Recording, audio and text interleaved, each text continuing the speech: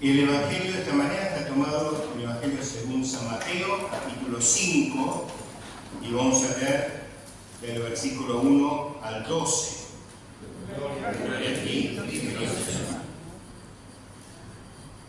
Sermón del monte. Al ver la multitud, Jesús subió al monte y se sentó.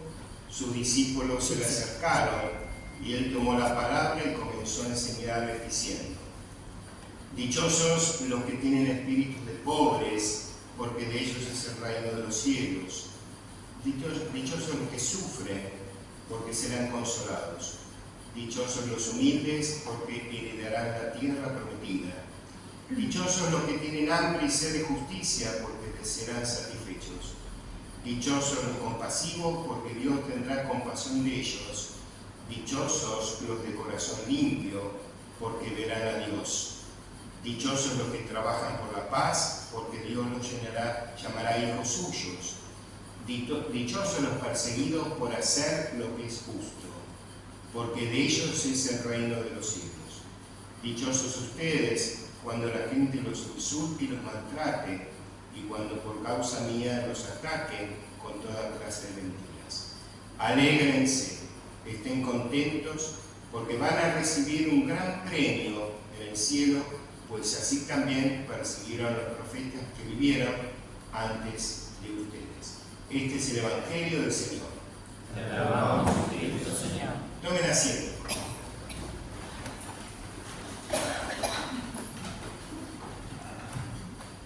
Voy a empezar haciéndole algunas preguntas. ¿Qué se espera de un médico? Que cure. Que sepa, que tenga conocimiento, que cure. ¿Qué más? Que sea confiable, que tenga empatía. ¿Y de un policía qué se espera? Que le cuide, que la proteja, que cumpla la ley. Volar. ¿Y de una maestra qué se espera de una maestra? Que enseñe, sabiduría, amor, paciencia. Como hay un término bíblico que dice que enseñe la sana doctrina, ¿no? ¿Y de una madre? Todo y más. Todo y más. ¿Y de Dios qué esperamos de Dios? Que cuida a la madre. ¿Qué más? ¿Qué esperamos de Dios? Que nos perdone. Que nos perdone. Muy bien. ¿Qué más? ¿Qué esperamos de Dios? Su guía, su amor, el gozo. Lo que leímos en las lecturas de hoy está la parte que nos toca a nosotros. Lo que espera Dios de nosotros. Porque es fácil saber lo que nosotros queremos que Dios haga, pero después es difícil hacer lo que Él quiere que nosotros hagamos. Jesús, ante la pregunta de los fariseos de cuáles eran los mandamientos más importantes, Él respondió: amar a Dios sobre todas las cosas y amar al prójimo como a uno mismo. Le resumió los 10 mandamientos dados por Moisés en estos dos grandes, que el primero está en el libro de Deuteronomio, el segundo está en el libro de Levítico, o sea que eran mandamientos que el pueblo hebreo conocía. Por supuesto que todo cristiano conoce esto, pero muchas veces hacemos cosas que están fuera de estos mandamientos. Por eso Dios, a través de sus profetas, salmistas y hasta Jesús mismo, lo deja en claro con muchos ejemplos. Releamos lo que nos dice el profeta Miqueas. Primero Dios le hace un reclamo a su pueblo, diciendo: escuchen ustedes, el Señor va a entablar un juicio contra su pueblo. Va a entablar un pleito contra Israel. Esto dice el Señor: respóndeme, pueblo mío, ¿qué te he hecho o en qué te he molestado? yo te saqué de Egipto, librándote de la esclavitud. A mí me sorprende con la familiaridad que Dios les habla. Es como un padre que le hace un planteo súper lógico a un hijo y hasta le dice: ¿qué te he hecho? ¿En qué te he molestado? Dios le dice a su pueblo: ¿qué te he hecho? ¿En qué te he molestado? Y seguido le recuerda algo tan básico como el milagroso, y es nada menos que haberlos librado de la esclavitud. Qué rápido el pueblo se olvidó de lo que Dios había hecho con ellos. ¿Y nosotros cómo andamos? ¿Tenemos presente y somos agradecidos por todo lo que Dios hizo, hace y va a hacer? El pueblo le responde: ¿con qué me presentaré a adorar al Señor, Dios de las alturas? ¿Me presentaré ante Él con becerros de un año para ofrecérselos en holocausto? ¿Se alegrará el Señor si le ofrezco 1000 carneros o 10.000 ríos de aceite? ¿O si le ofrezco a mi hijo mayor en pago de mi rebelión y mi pecado? Qué fácil, ¿no? Ofrecer algo que lo paga el otro, ¿no? Porque los animales, hasta el hijo mayor, que era desgraciado, ellos no ponían nada. Total, el otro pagaba plata, ¿no? Yo creo que el pueblo evidentemente estaba en cualquiera y no respondía a lo que Dios esperaba. Esto me hace acordar, a ver los memoriosos, los que tienen más de 40, a una famosa frase de alguien del gobierno que dijo: les hablé con el corazón y me contestaron con el bolsillo. ¿Alguien recuerda esa frase?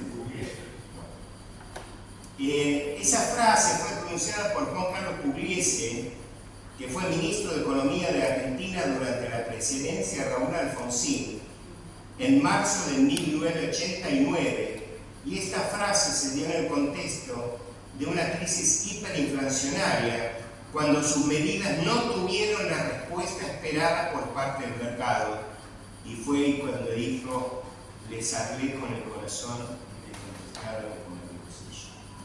Dios siempre nos habla desde el corazón, y nuestra respuesta no siempre es la que le esperamos.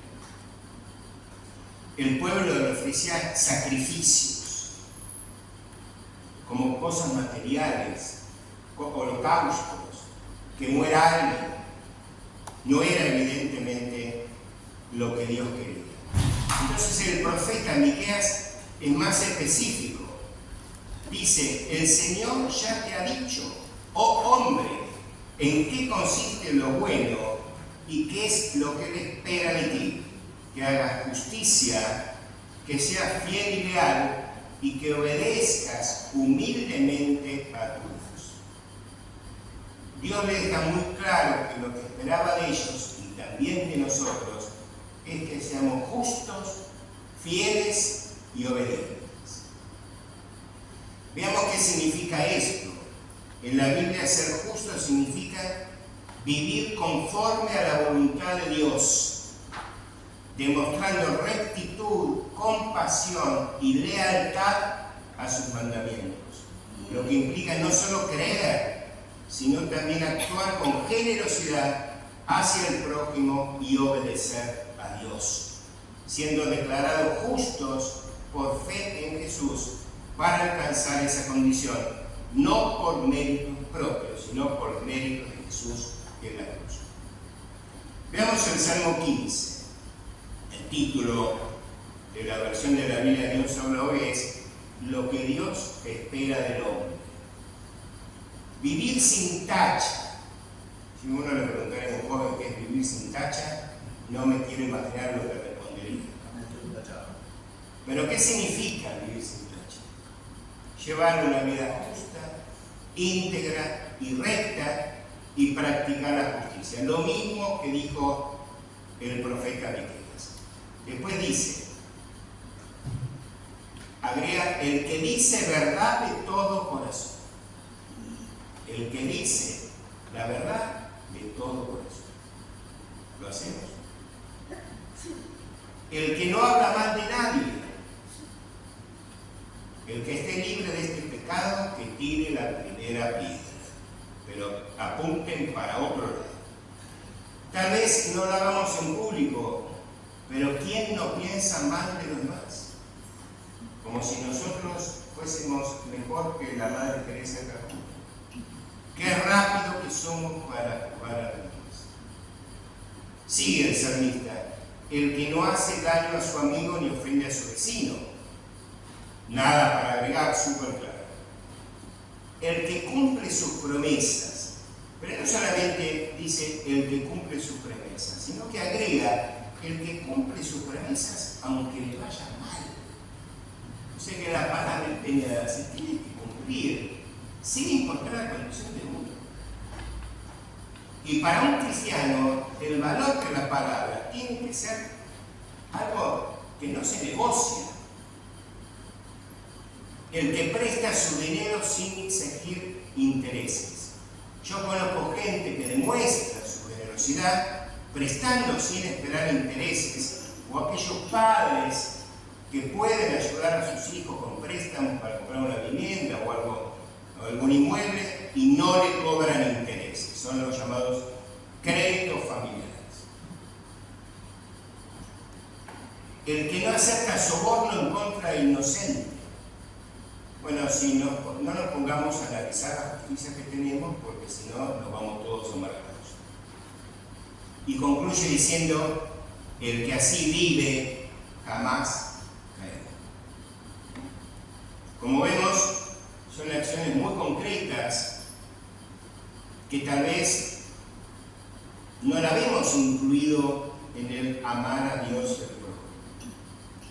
Que parece una frase hecha. Pero cuando desmenuzamos qué significa eso, vemos todas estas cosas. Y hay muchas más. Pero si hacemos un examen de conciencia, que lo vamos a hacer después de la prédica, yo creo que muchos de nosotros fallamos con muchas de ellas. Y por último, algo del famoso Sermón del Monte que vimos en el Evangelio de Mateo, que para su época fue totalmente revolucionario y que todavía sigue teniendo una vigencia asombrosa.